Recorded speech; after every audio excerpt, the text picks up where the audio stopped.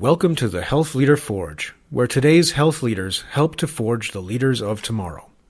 I'm your host, Mark Bonica, of the University of New Hampshire's Department of Health Management and Policy and the Northern New England Association of Healthcare Executives. Our website is healthleaderforge.org, where you can find information about subscribing to the podcast, links and information related to the episode, as well as our complete archives. Today's guest is Dennis Kain, Senior Vice President at Tyler & Company, an executive search firm specializing in the placement of healthcare, academic, and life science executives. Dennis has been involved in executive search for 20 years. Prior to working in executive search, Dennis was involved in healthcare delivery, working his way up through various leadership roles in a national hospital management firm, and ultimately serving as CEO of Lower Bucks Hospital, a community hospital in Bristol, Pennsylvania. In this podcast, I talk with Dennis about his career and how his leadership experiences in healthcare delivery inform his work in executive search today, and how executive search firms work with their clients to find the right executives to fill the right jobs. We conclude with a discussion about leadership, and Dennis offers advice for early careerists. I hope you enjoy the podcast. Don't forget to leave us feedback on iTunes, Stitcher, SoundCloud, or wherever you may be accessing this recording. Also, I'm excited to announce that we are now getting the podcast transcribed, thanks to a financial gift from the Northern New England Association of Healthcare Executives. Thanks for listening, and here is Dennis Kain. Welcome to the Forge, Dennis. Thanks.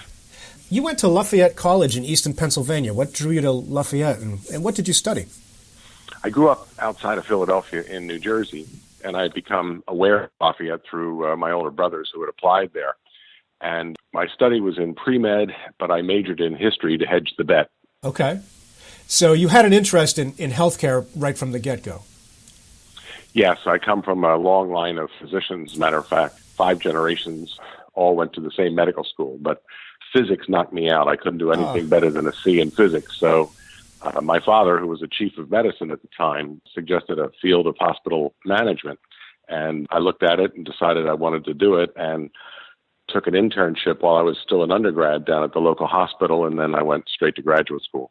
Okay, I thought that was the case. And you went to graduate school at George Washington University, where you earned your master's in healthcare administration.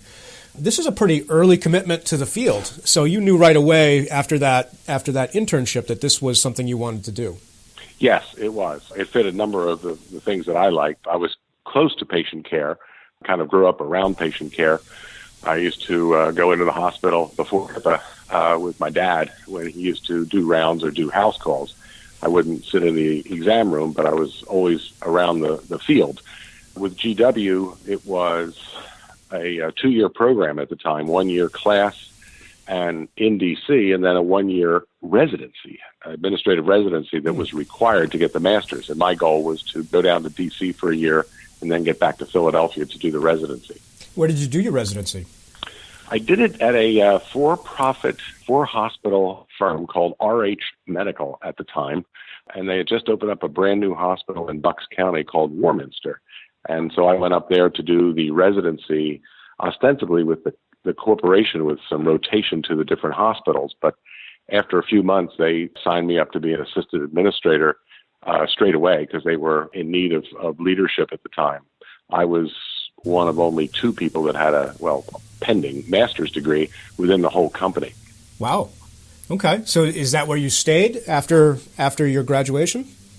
Well, I did. As a matter of fact, my residency completed, even though I was online with a job, took the degree and was hired there officially as an assistant administrator as opposed to a resident. And I stayed there as an assistant administrator and ultimately became a COO at the same hospital. I remained there for 9 years. Oh, wow. Okay. So you worked your way up from assistant administrator to COO. What would you say were the important lessons you learned during that first tour with your first hospital? They had recruited in a new CEO who, ironically, had attended the same graduate school at GW, and he had been featured on the cover of the periodical, the national periodical at the time that featured for-profit hospitals. And he became a mentor and coach to me. It was like going to graduate school a second time because he was very strong on the finance side. That at the time, that was not one of the strengths of the master's program in D.C. So I learned a whole lot about healthcare finance through the CEO. What would you say was different about working at a for-profit hospital system than a non-for-profit? Well, at the time, since I broke in on the for-profit side, I really didn't know the difference. However, after being there for 6 years, we were acquired in one of the more unique transactions you could invent. St. Christopher's Hospital for Children floated a tax-exempt bond issue to purchase this for-hospital system, if you will. And so the hospital where I was converted from being for-profit to non-profit. To get to the answer your question, suddenly we had different leaders who came from the nonprofit side, and I saw a whole lot more politics involved, where it was on the for-profit side, it was very clean. You kept the doctors happy, you kept a good operation, and everybody was focused. On the nonprofit side at the time, we suddenly were involved with different decisions of folks providing vendor relationships that were close to the new owners, and it was a different experience that we had to adapt to. I used to say there was a whole lot more noise at the time, but it clearly was different. There was one potential donor to this new organization that the CEO didn't think and turned down a $500,000 donation. And we thought, wait a minute, are you supposed to be doing that in the nonprofit side? Wow. So you stayed there, you said 9 years? Yes. So some of that tenure was on the for-profit side of the fence, and the last 3 years were on the nonprofit side of the fence, but it was in the same hospital. Yeah. That's very interesting because, I mean, typically today we see it going the opposite direction. Mostly it's nonprofits turning to for-profit, in my observation. Kind of a unique thing. It was clearly unique. The local township wasn't very happy because we came off the tax rolls, and at the time, as it turned out, we were like the third largest tax-paying entity in the township. Wow. Yeah, that's fascinating. So you stayed there 9 years, and then you moved on to a firm called Medic, is that right, or Medic? It's Medic, and at the time it was a completely different organization than what it ultimately used to. But in the 80s, it traded on the American Stock Exchange. It was a hospital management and services firm that had a series of different companies that provided services to hospitals, architectural, joint ventures, equipment leasing, and hospital management, to name a few. So my role was a director of operations on the hospital management and consulting side. Essentially, Medic, what happened in the acquisition back with RH Medical was that they received a favorable tax ruling from the IRS that allowed for these four hospitals to be sold to St. Chris, and with a new company being able to be developed called Medic. So I was basically joining a lot of the people that I knew from before. Okay. The short story was that when we did the acquisition, the feeling was that we would still manage the hospitals that St. Chris bought, but that changed at the last minute. So I went and joined my friends back at Medic, which had developed into a hospital management services company, just not a hospital ownership company. I see. So can you talk a little bit about what does that mean to be a director of operations for a hospital management company? What was a day in your life like? Sure. I was responsible for a number of professional consultants that provided support for existing hospital management contracts that were in place. Plus, we were also involved in the development of new ventures. In the 80s, Mark, a lot of new ventures were underway. People were investing in all kinds of new things.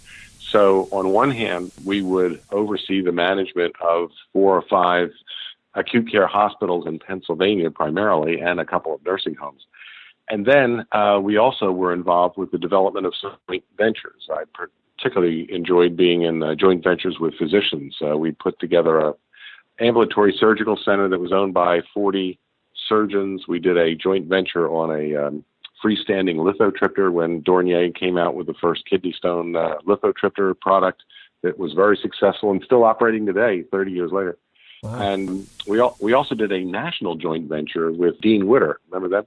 And we put together, raised a lot of money to do freestanding imaging centers when MRI first came out. And my responsibility was to, in addition to those other pieces, was to manage the imaging centers that were up. So I had a fair amount of ambulatory management experience at the time.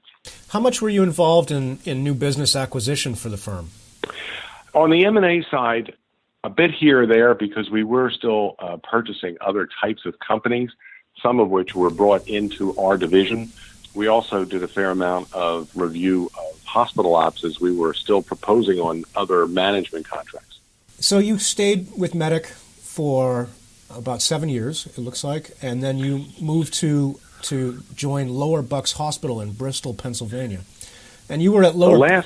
Oh, sorry. Go ahead. I'm sorry. The last 2 years of my tenure with Medic was serving as the CEO of Lower Bucks Hospital. What happened was as we got a new management contract, it was for a hospital that was about 18 minutes from where I lived, and I was married and had children at the time, and I wanted to stop traveling as much. So I served as the CEO of a community hospital, which, by the way, when I went to GW, that was my goal, was to be trained so that I could run a community hospital. And so here I was doing exactly what it was that I was trained for. It happened to be under the umbrella of a management contract with Medic, but I stepped into a 300-bed hospital that was in need of some leadership. So my first 2 years at Lower Bucks were under the management agreement, and then the last 6, when the management agreement ended, I worked for the board directly. How did Lower Bucks come to come to use Medic to provide them with a CEO? Why not just search for a CEO? They had some turnover at the CEO level, and the board had promoted someone that was not panning out, and they had a long-time CEO, and then the person they promoted didn't work, and the board was guided, if you will, to come down the road, not too far away, to the Medic headquarters and reached out to Medic, and we proposed to manage them, and part of our proposal was a guarantee that we wouldn't cost them any money, that we would either reduce expenses or increase revenues to match our fee. So they accepted the proposal, and we started the management contract, and I went up there as the sole Medic employee on the job to be the CEO of the hospital. Interesting. Were you able to reach back to Medic for other kinds of support as you needed, or were you really kind of just out there on your own? Well, actually, it's the very same support that I used to oversee when I was the director of operations. I was in charge of the professional support services that provided this type of help to the leaders of the managed contracts that we had in those hospitals. So basically, I knew all the talent that was back there, and yes, there was a schedule of regular support that was provided to me. Oh, nice. So at the contract ran out after 2 years. How did they make the decision, or how was the decision made to hire you as a direct employee of Lower Bucks as opposed to just continuing with the contract with Medic? It's a really good question. Once the hospital got on solid ground financially, we turned it around and we had a number of programs underway. The board felt that we had sufficient momentum going that they didn't necessarily need the contract anymore. Mm-hmm. And so they hired me to stick around, and I was with them for another 6 years. That's neat. Can you tell us a little bit about Lower Bucks? You mentioned it was a 300-bed hospital. Was it not-for-profit or was it for-profit at the time? Yes. It's a not-for-profit hospital. It's a classic American story in that it was built after World War II and opened in the about 1954 to serve a huge housing community called Levittown that was built by William Levitt after World War II. He built one in New York that's very famous. He built one in New Jersey, and he also built one in Lower Bucks County that I think I've heard of that. Reached it. I think I've heard of Levittown. I'm sure you have. Yeah. Okay. Yeah. Oh, yeah. It's some been sort of quite social famous. experiment, right? There you go. Yeah, he made it famous by having exactly the amount of wood and other materials needed delivered to each site, and he could mass produce homes. Well, It reached into 4 different municipalities, and it expanded the population in the area, and they needed a hospital. So the local big company nearby was called Rome and Haas, a big chemical company, and Mr. Haas told his employees that they had to have payroll deduction to help build this hospital. It was mandatory payroll deduction to build it. And then the auxiliary went door to door to raise money for it. So it was a classic community hospital. Wow. Serving essentially a series of communities, much of which were brand new. So you said it was 300 beds at the time you were there. How many physicians? Yes. Kind of what were the level of specialties that you provided? It covered the gamut. It was a pretty good medical staff, but it was not a teaching hospital, but for an obstetrics residency program that was affiliated with Temple University. You know, as you imagine, through the baby boom years in the 50s and 60s, there was a huge OB service there servicing Levittown. But it covered most of the specialty areas. I think the medical staff was around 300 at the time, most all of which had been trained in Philly and came out there to practice. How would you say your past experience, probably particularly your experience at Medic, but maybe other experiences as well as your education, how did all that prepare you for the CEO role? I had an opportunity to serve as an interim CEO. I was with Medic, one of our managed contracts for hospitals in upstate Pennsylvania had a quick turnover, and I went up there for a few months to serve as the interim CEO until a permanent one could be found.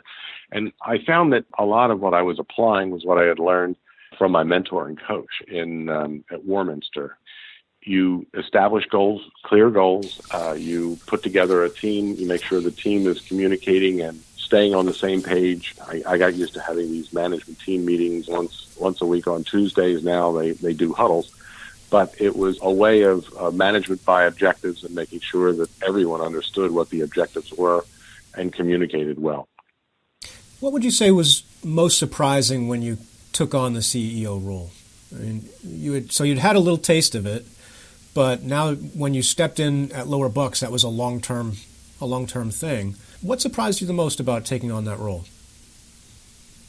First, it fit. It was something that I felt I was trained for, and it had a natural fit to it to me, to go to the various medical staff committee meetings, to go to the board meetings and so forth. I think we were able to make so many improvements to the place in a short period of time. I think the surprise to me was the ability to make significant impact in a short period of time. We improved the physician level in the emergency department. We competitively bid out the radiology department. We bought in some new types of equipment. Essentially, we brought a whole new energy to the place and got folks to believe in themselves, even though the place at the time, when I got there, was losing some money.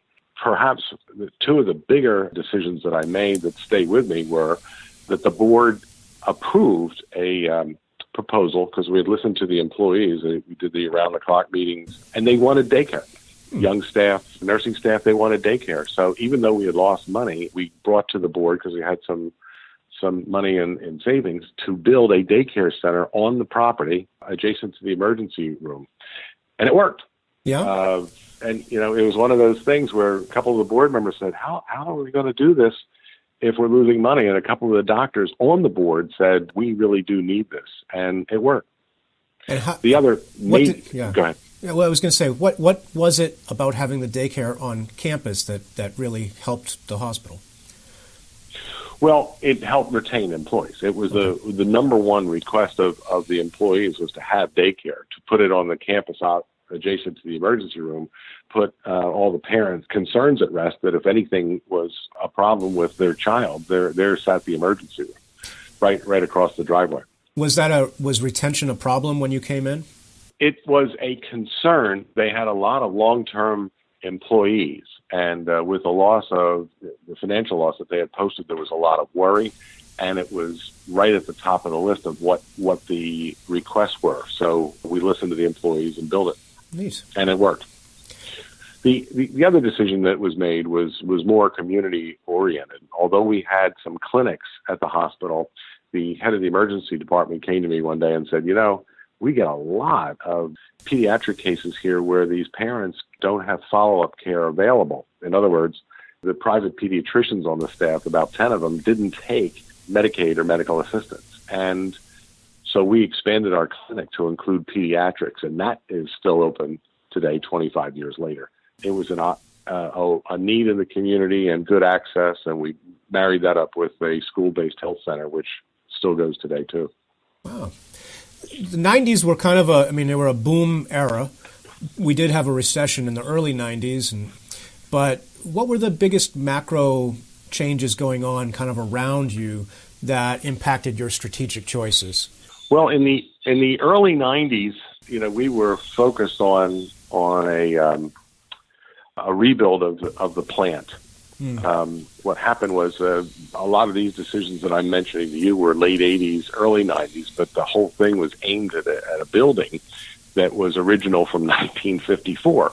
So a lot of our effort was to get in the black and convince Wall Street that we were good for a tax-exempt bond issue to essentially rebuild the critical elements of the hospital, which was cardiology, cancer, critical care, and laboratory. And so what we saw was, and this is before other crashes took place, we were able to grab onto the fact that Wall Street was still looking for these types of debt instruments. And so we floated a bond issue of 30 some odd million and rebuilt the place.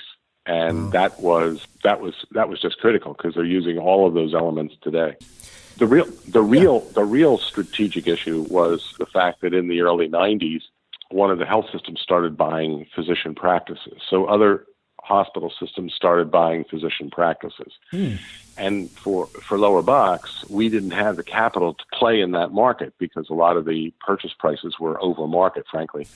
And we were too busy building the building. So the real question became, with a lot of primary care getting purchased, all of those primary cares had promised to admit to a brand new building once it opened. And they were not able to fulfill that promise because they had been acquired. Oh, wow. So how did you respond to that? How did you react to that? Well, we had to look at what the projections were, look at the reality, and then start to take actions to try and match. We couldn't invent revenues and we couldn't buy primary care practices. So a lot of our efforts were back out there to talk to some of those docs and make sure that they knew that this facility was there for them and reduce expenses all at the same time. So the whole idea of the growth and all the rest of it changed to a belt tightening. Okay. So you left Lower Bucks Hospital in 1997 and made what I would consider a pretty major career change. You joined the firm Longshore and Simmons. What was Longshore and Simmons? That's when I got into executive search. What was happening at the time was that there was a lot of consolidation going on in the marketplace, and I was recommending that Lower Bucks be made part of another health system. Well, one of the things that when you're looking at different studies out there is to look at governance, the governance of health systems and how they work and what their bylaws look like. In my case, I had a governance board of governors where the chairman could only serve for 2 years, period, as chairman. So I was perpetually identifying, recruiting, and training folks to come onto the board to be chairman, but only serve for a couple of years. Well, in this particular case, I was recommending that the hospital go with one particular health system, only to find out that the new chairman of the board didn't want that.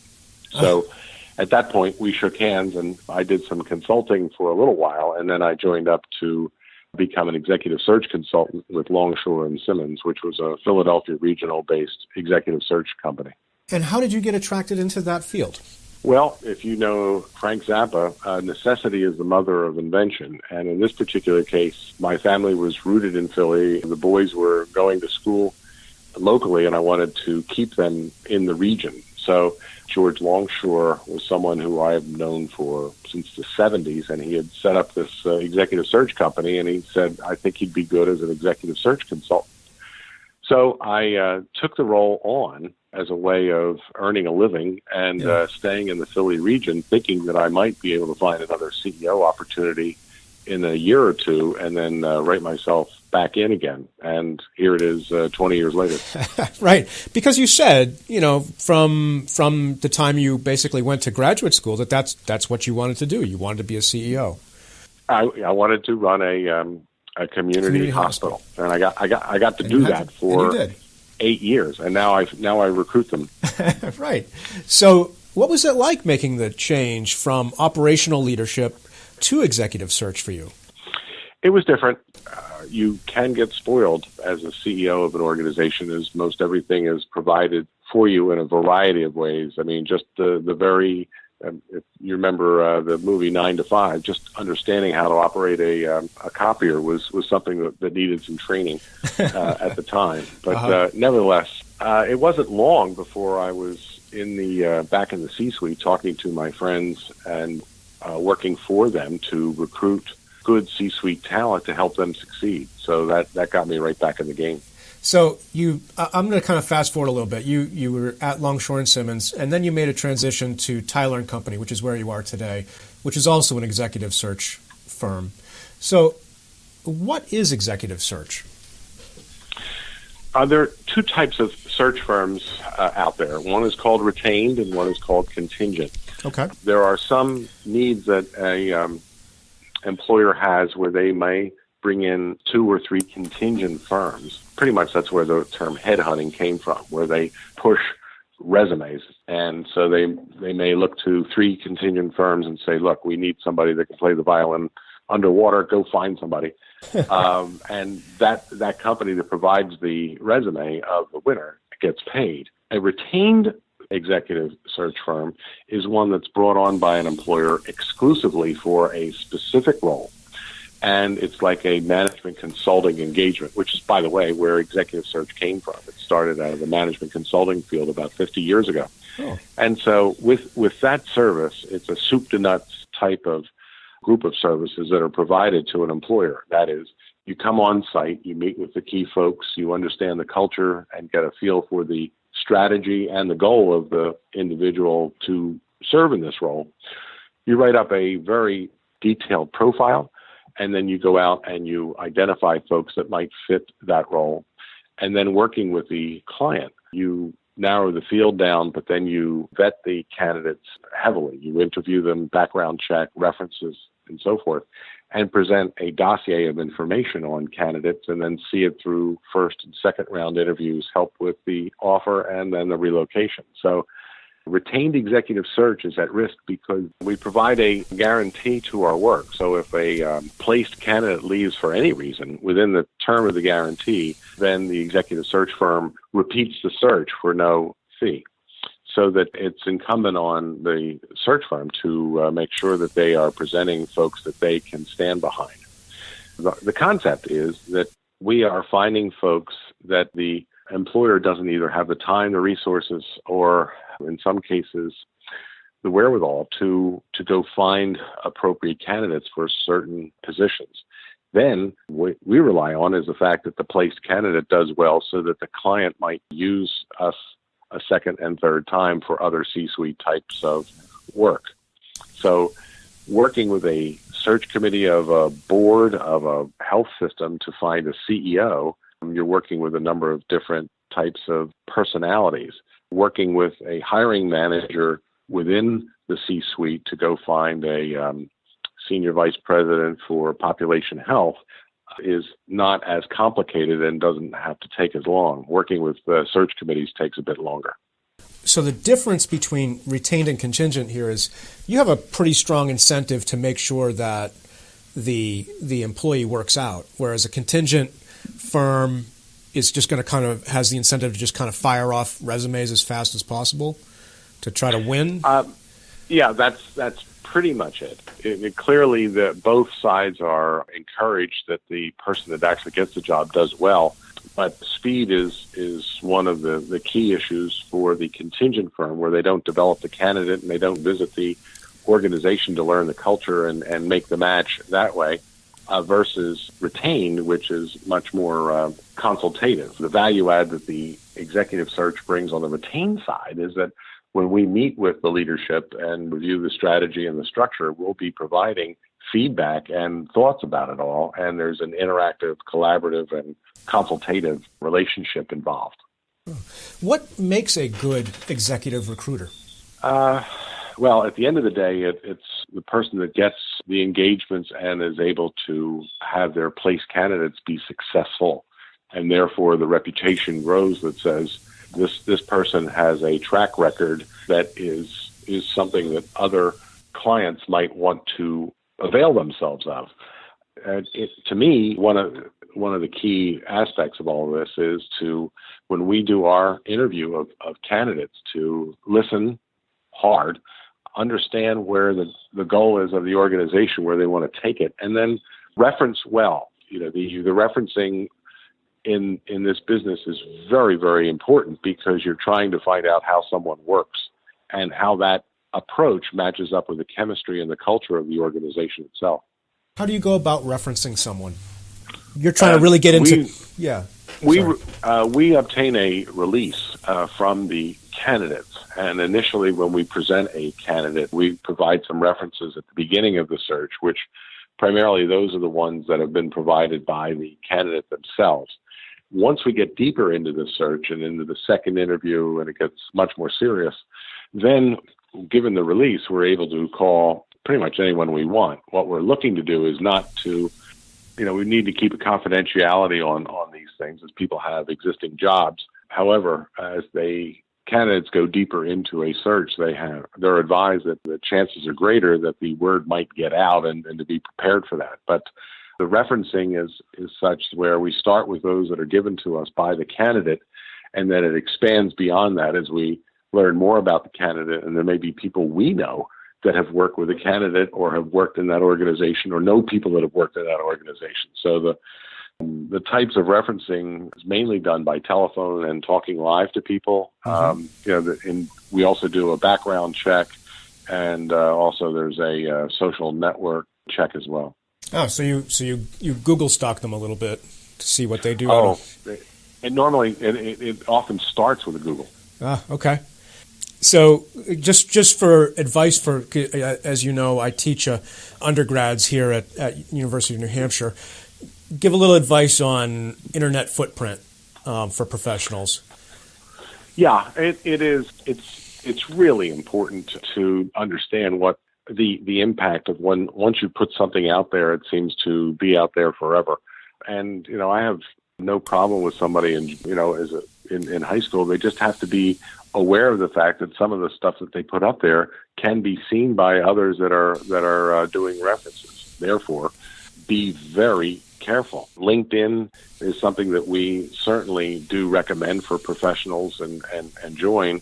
We're wary a little bit about Facebook still, although it's getting more and more on the professional side. But I have seen many candidates not move forward because of something that they posted years ago or something that's up there that's of an embarrassment. I mean, old days it used to be, clean up your email address, nothing, hotmail.com, all kinds of things that were out there, making sure that your email address is professional that goes on your resume. But now it goes well beyond that. And so the advice to your undergrads is just think about how this is going to look in 5 years. Can you walk us through kind of what a search process looks like, starting with kind of the client contact and a request to fill, and kind of how does that work? Okay.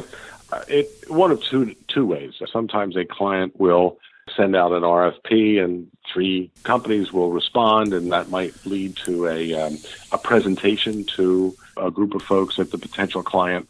And then the client will then select a firm based on whether it could be the experience that they've had on a particular assignment or culture, chemistry, location. A number of things go into why a client would pick a certain search firm. But once selected, the process is very, very similar. That is, it starts with the site visit where the consultants from the search firm come on site and meet with several of the leaders of the organization. They have the job description, they learn the strategy, and they provide feedback on the structure. Then a position specification is developed that includes the detail on the role, the candidate, and the region and the location. Then an effort is made to cast what we call a wide net around the country to find folks that would fit that spec, and you throw back the little fish and you start to wire in on those that best seem to fit the profile. And another advice to your undergrads and grads, for that matter, is when you're reading the profile of a search, read it carefully because a lot of work's gone into it. If you don't match the specification in terms of what they're looking for from an experience standpoint, don't bother. Yeah. It's written very, very specifically. Lots of times these search committees and these companies want the round peg, round hole. And so they're hiring us to go find people that have done exactly that in many cases or something very, very similar to it. So When we present candidates at that point, we have interviewed them and done the background check and obtained references and provide what's called a dossier to the client. And then the client decides who they want to then invite into interview. Normally, in situations like this, it's a 2-interview process. The first round is with a smaller number of people, and the second round is with a wider group, because C-suite folks in healthcare deal with a wide number of people, departments, personalities, and constituencies. And then from there, we help them make a decision. Once they've decided who to hire, we provide advice on comp and benefit, and then we look into the relocation, and then we follow up once the person has started to make sure that things are going well.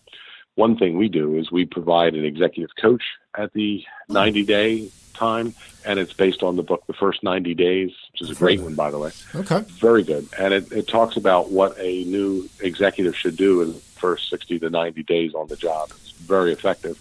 And we do a 360 eval of the placed candidate at 90 days to be sure if any short-term course corrections are needed. Wow. What does an executive coach do? It's a thing I've heard about, but I've never interacted with one. I'd be curious.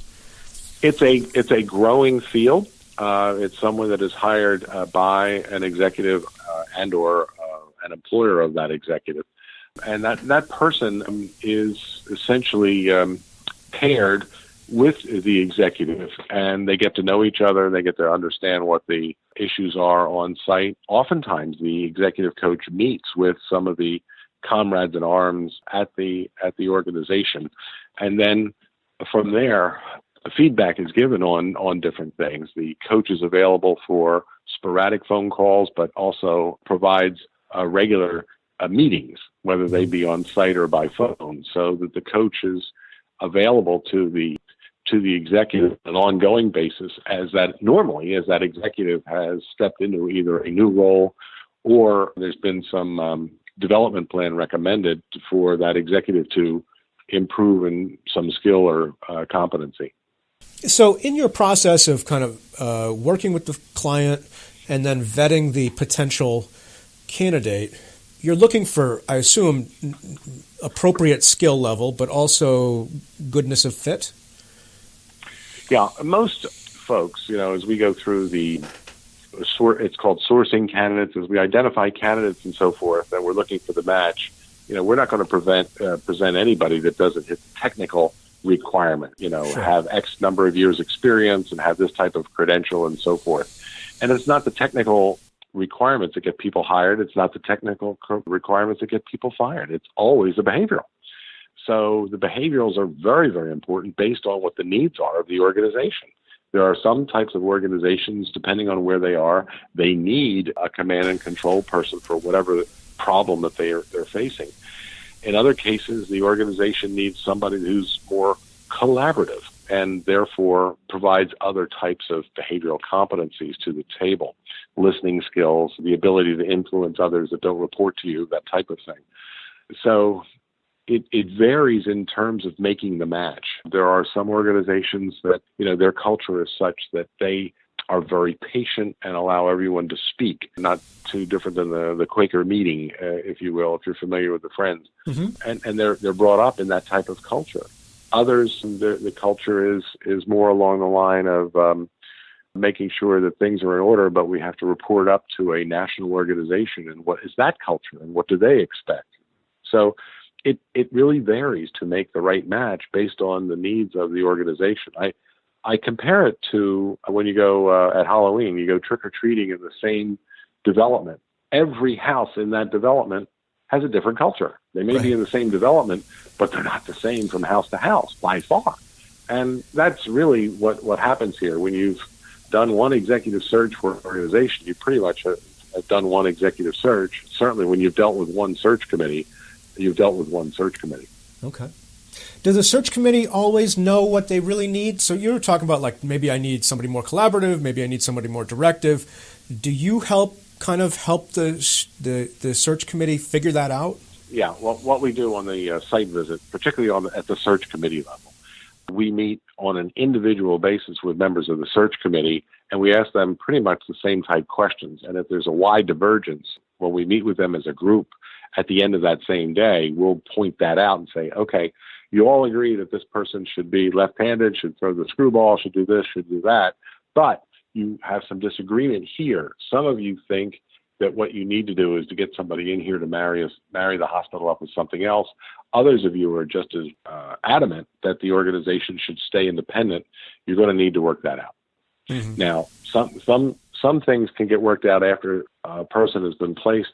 Other things need to get worked out right up front, and we'll point that out to say, you've got some time on this one, but there are some problems that listen, we'll come back. Uh-huh. Why don't you have a board meeting and maybe have a little retreat and get yourself on the same page on that particular issue, because on that one, you really do need to be on the same page. Other things can get worked out during the course of the search, while others, the new leader can figure it out later. It just depends on what the severity of the disagreement is.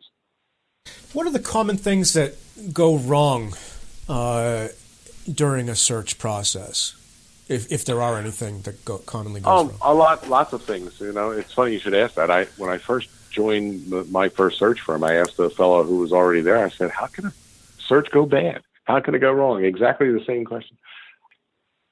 You can have a group of candidates, and the organization really wires into one or two, and during the course of the search, the one or two disappear for whatever reason. They take another job, they change their mind, something happens to them personally or within their family, and they evaporate.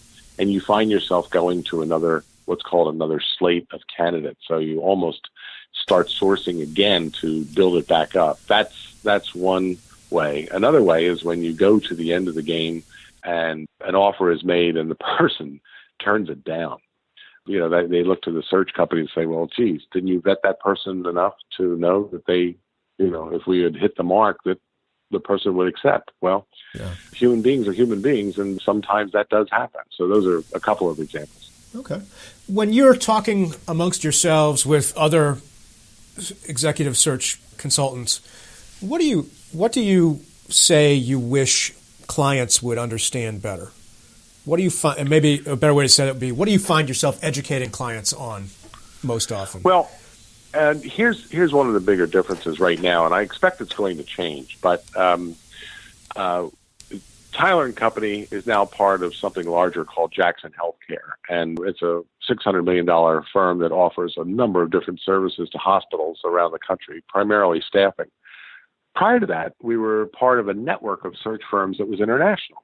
And we got to compare notes with our comrades in arms, with search firms overseas and so forth. But what we came to understand is that healthcare moves at a slower pace, primarily nonprofit healthcare, than private industry, I'll call it, non-healthcare. When you're doing a retained executive search for one of the Fortune 500, 100 companies, whatever, they're expecting that search is not going to last much more than about 45 to 60 days. Oh, wow. In healthcare, they go 120, 150.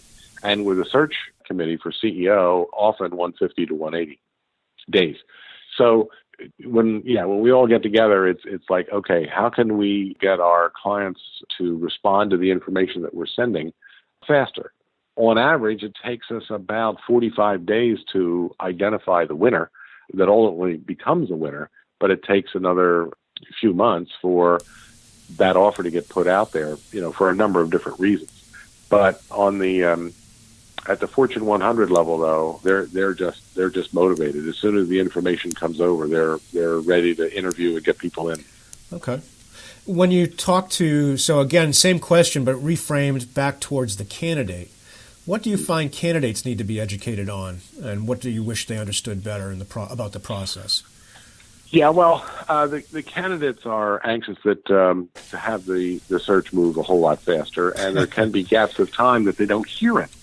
Well, wait a minute, you spoke to me, you interviewed me, and I haven't heard anything. Oh, wait a minute, I've interviewed on site for the job, but I'm still waiting to hear. So there can be some gaps of time along the way. So it's incumbent upon us to stay in touch with candidates and continue to advise them that, this process, and we've been given a program at the ACAG, the American College of Healthcare Execs each year at their Congress in Chicago. And it's the forum on executive search where we teach early careerists and give a primer or an update to later careerists on the process of executive search, because it is something that is unique in a number of different ways. But right at the top of that list is be patient. I guess, and given especially healthcare and the tendency to be a little slower. Yeah, that's right. You're right. On the other side, if you're working with an executive search firm for some of the other companies that you see on the New York Stock Exchange or the S&P, if you've raised your hand for a job, you're going to know whether you got it or not within about 45 days total. Okay. Let's talk a little bit about Tyler and Company. Is Tyler and Company specifically oriented towards healthcare? Is that correct? Yes. Okay. Yes, it's about 40 years old. It was founded by a fellow by the name of Larry Tyler out of Atlanta, Georgia, and he is still with us, but a very innovative character who brought a number of unique things to the search field during the course of his tenure running the company.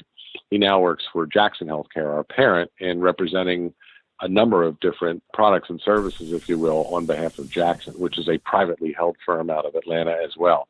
And how is the firm organized? We have offices in Atlanta. I work out of what they call their Philadelphia office, which is in Chadds Ford, Pennsylvania. That's been operating for close to 20 of the 40 years. And then we have other offices in the Midwest and had one in Texas. So we're organized now. We used to have shareholders, but now that we're part of Jackson, we're organized in teams. So we have a Philly team, we have an Atlanta team, and then we have what's called the academic division, which primarily services the universities and academic medical centers. Okay. And what is your role? My role has evolved over the 16 years I've been there. I came on as a vice president. I became senior vice president and then president, and served as president of the company for about 7-8 years. And now I serve as senior vice president, and I'm back in the Philly office with a book of business and doing executive search. So as senior vice president, you're doing search. What else are you doing as in that role? Well, I lead the CEO practice. I also lead the physician leadership practice. When should a firm get in touch with an executive search firm like Tyler and Company? Our tagline is that when the search becomes serious, most often a firm will try something on their own, and if they're not successful, that's when they start to look for help. Depending on how critical the position is to the mission of the organization, they may turn earlier, they may turn later if they've not been successful. It varies depending on the organization and their culture. What's happened over the course of time is that with the advent of the different levels of LinkedIn, many of the larger health systems have developed a talent acquisition capability in-house that they'll do their own recruitment for a number of levels up to and including vice president.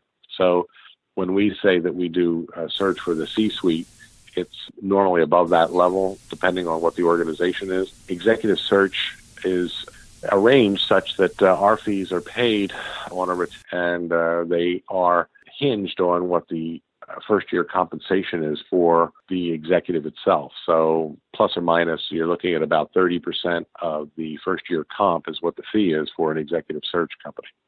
And that's it's strictly a fee. It's not, if it takes an extra month, you don't get an extra fees, or is that contingent in there as well?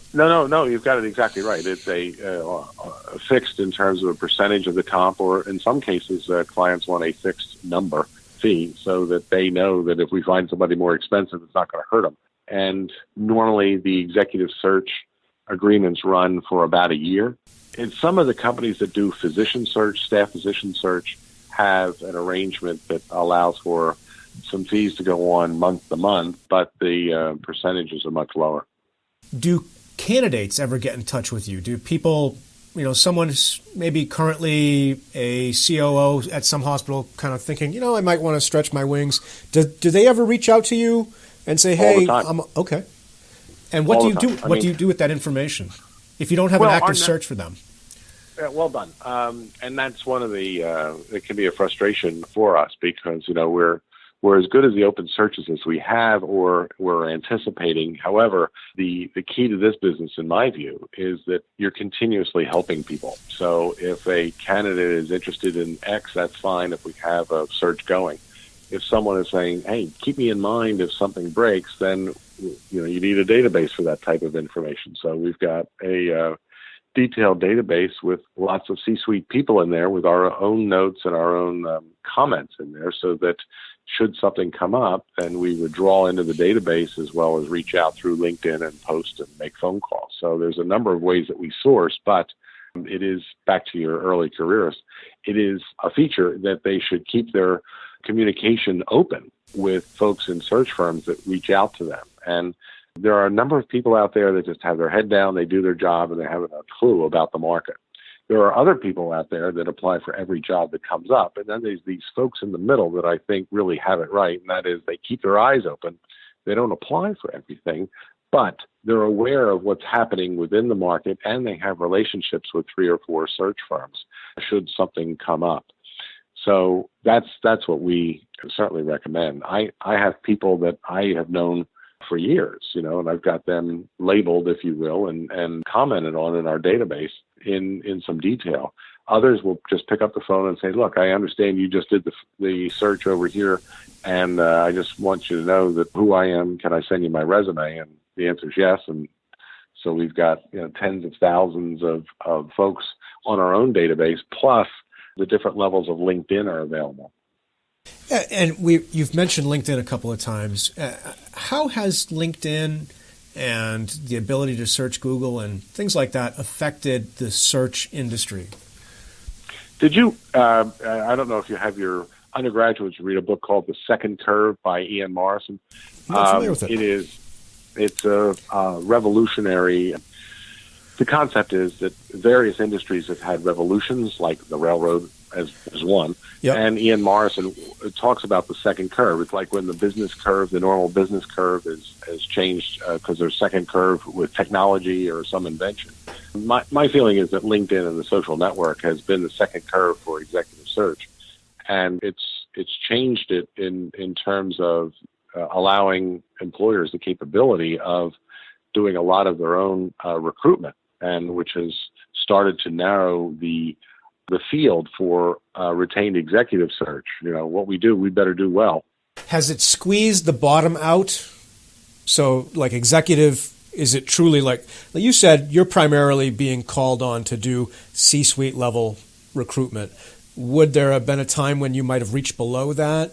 And has that kind of been, is there pressure as a result of social network kind of stuff that is allowing firms to do more of their own without the help of a search firm?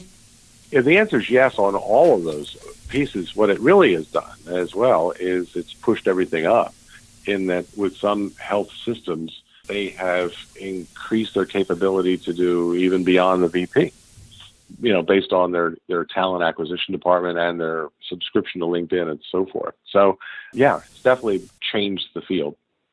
We talked before on a previous phone call about networking, and I bring this up because, as you know, I spent my career in the military, and I think Larry Tyler has written about this as well. A lot of military folks don't develop networking skills because our jobs just kind of get handed to us. What is important? What do people need to learn about networking to do it well, without doing it and being crass? Oh, it's a legitimate question. We weren't taught it in graduate school at all. Larry Tyler gives a presentation called Network or Not Work, and he's published a book called Tyler's Guide to Healthcare, which is pretty much a primer on how to get a job in healthcare, which all the different pieces are there.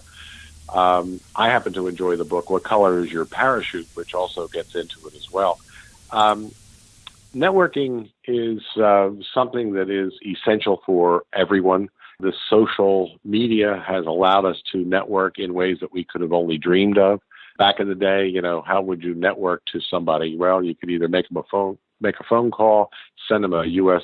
mail, a snail mail card, send them a fax. Well, today there's almost an infinite number of ways that you can stay in touch with folks that you know. And now you can stay in touch or reach out to folks that you don't know, depending on who they are or who they're friends with. So it's essential in terms of moving your career forward, and it doesn't matter whether it's healthcare or any other industry. Networking is just crucial. So you brought it up in an interesting way. If somebody is in the middle of a career search and they've got 5 people on their address book that they know but they haven't been in touch with in a few years, don't feel guilty. Just reach out. Yeah. Some will answer the phone and get back to you. Some will not. You'll be surprised at who does and who doesn't, and it always is that way. But spend your time on the warm market. For those that return the call, ask if they can see you and spend time and just have a cup of coffee. You're not asking for a job. You're just catching up. And from there, you ask, oh, by the way, could you refer me to someone else? And then you grow your network that way. How would you recommend people working in the field, so you're an executive working in the field, how do you recommend people go about maintaining and sustaining and continuing to grow that network? Okay. When I was in graduate school, I don't think I had a choice, but I signed up and became an affiliate of the American College of Healthcare Executives. And as an association, they've done quite well, in my view, to make themselves and keep themselves relevant. They have over 34,000 affiliates around the country, and they offer an opportunity for you to earn a credential called the Fellow in the American College of Healthcare Execs. Plus, you're a member of a local chapter, which gives you almost an infinite amount of opportunities to network, because every one of those chapters around the country has educational programs and networking programs. So that is pretty much made to order for folks that have the master's degree that's required to be part of the ACHE to earn the fellow, not to be an affiliate. But that's one area that is essential. The AHA is another, and if some of your folks get involved with physician practice, then you've got the MGMA. So become part of an association and use that to your advantage from a networking standpoint, even if it's volunteering for, let's say, the program committee or the sponsorship committee, but get involved. So get involved so people recognize you, see you, know who you are.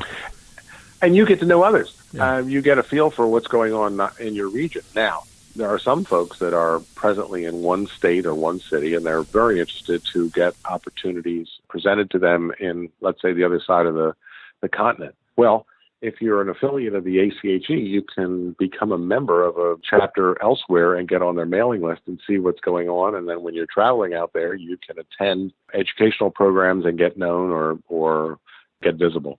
So there's different ways of doing it, and like you said, in a way that makes sense. Great. Let's transition and talk a little bit about leadership, and we'll wrap up on this. So what would you say is your leadership philosophy? Funny you should ask that, because we ask every one of our candidates that question. We go through a series of behavioral questions. What are your strengths? What kind of people rub you the wrong way? What motivates you to go to work every day? And what is your leadership style? Mine has always been collaborative and team-based. I consider myself a coach and a mentor. I like to see others develop. And I'm very proud of the fact that folks on my team 20 years ago, many of them are in C-suite or CEOs of organizations. In terms of what is needed going forward in healthcare, especially, given this whole idea of moving from volume to value, it presents a different challenge. You're talking to somebody who broke in when step-down cost reports were in play. Right. We couldn't help but make money because we got paid cost on most cases and we got paid charges on others. Well, those days are, of course, long gone. Then DRGs hit in the 80s, and now we have to understand what the population needs. And that's a different mindset, keeping people out of beds. Even on the CNN website today, they're talking about a $50 million hospital in St. Louis without beds. To me, what I'm looking for in future leaders will be folks who are innovative, brave, and creative. We've gone from this whole idea of having heads in beds to looking at how what used to be known as alternative care becomes primary care, and how we can improve the health of the population that's out there. It's a completely different mindset. And for that, we need folks who are not just thinking in the box. What would you say are characteristics and behaviors of a good leader? And how do you aspire to those yourself?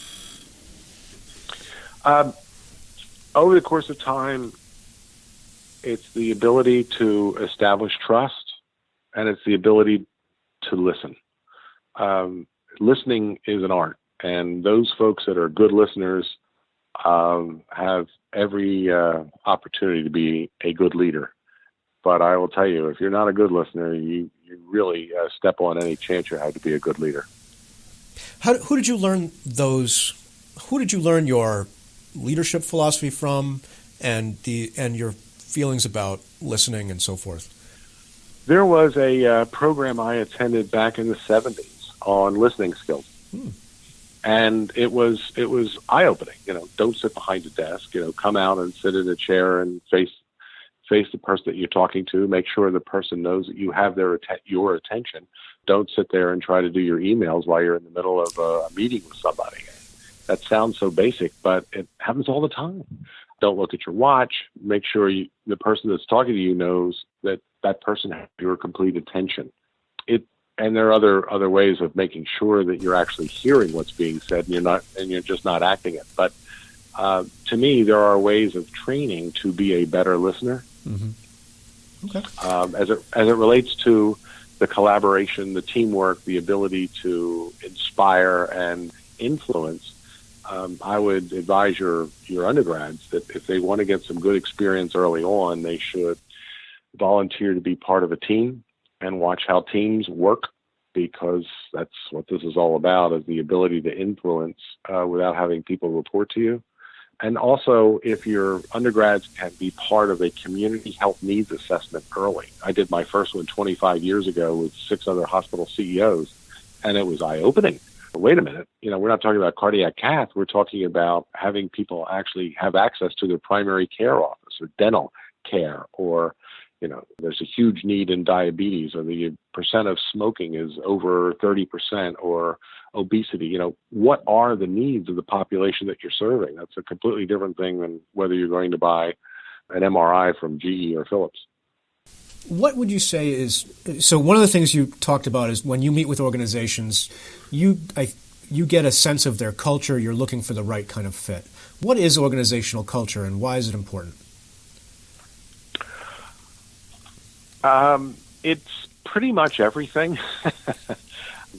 Folks where they work, you can tell what it is that they believe in and how they act. There are some clients that are more functional versus dysfunctional. There are others that have just discovered what it takes to get on the right track. Others are seriously in trouble.